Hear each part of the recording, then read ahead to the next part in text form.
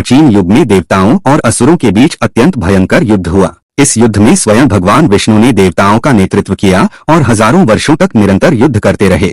असुरों का संहार तो हो गया, परंतु इस दीर्घ युद्ध ने भगवान विष्णु को भी अत्यंत थका दिया। युद्ध समाप्त होने के बाद उन्होंने विश्राम करने का निश्चय किया। भगवान विष्णु एक शांत और निर्जन स्थान पर गए। उन्होंने अपना दिव्य धनुष भूमि पर टिका दिया और उसकी प्रत्यंचा पर सिर रखकर गहरी योग निद्रा में लीन हो गए। यह साधारण नींद नहीं थी, बल्कि ऐसी निद्रा थी जिसमें वे बाहरी संसार से पूर्णतः विमुख हो चुके थे। उसी समय देवताओं पर एक नया संकट आ पड़ा। एक अत्यंत शक्तिशाली असुर ने उत्पात मचा रखा था और उसका वध केवल भगवान विष्णु ही कर सकते थे। देवता सहायता के लिए विष्णु जी के पास पहुंचे, परंतु वे उन्हें जगा नहीं सके। मंत्र, स्तुति और प्रार्थना सब निष्फल हो गए। तब देवताओं ने एक उपाय सोचा। उन्होंने वमरी अर्थात दीमकों को बुलाया और उनसे विष्णु जी के धनुष की प्रत्यंचा काटने को कहा। देवताओं ने उन्हें यह लालच दिया कि भविष्य में हर यज्ञ में उन्हें भी भाग मिलेगा। दीमकों ने धीरे धीरे प्रत्यंचा को कुतरना शुरू किया। जैसे ही प्रत्यंचा पूरी तरह कट गई, धनुष में संचित दिव्य ऊर्जा एक प्रचंड वेग के साथ मुक्त हुई। उस भयानक झटके से भगवान विष्णु का मस्तक उनके धड़ से अलग होकर आकाश में विलीन हो गया।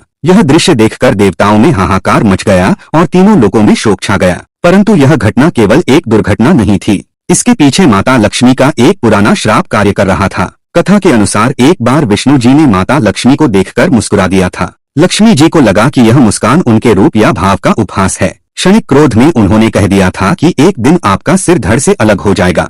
उस समय यह बात सामान्य लगी, परंतु समय आने पर वह श्राप अटल सिद्ध हुआ। इसी काल में हयग्रीव नामक एक भयंकर असुर ने ब्रह्मा जी से वरदान प्राप्त किया था। उसने यह शर्त रखी थी कि उसे केवल वही मार सकता है जिसका मुख और शरीर घोड़े के समान हो। जब देवताओं ने यह स्मरण किया, तब उन्हें समझ आया कि यह सब ईश्वरीय योजना का ही भाग है। देवताओं की करुण प्रार्थना पर देवी महामाया प्रकट हुई। उन्होंने विष्णु जी के धड़ पर घोड़े का दिव्य सिर स्थापित किया।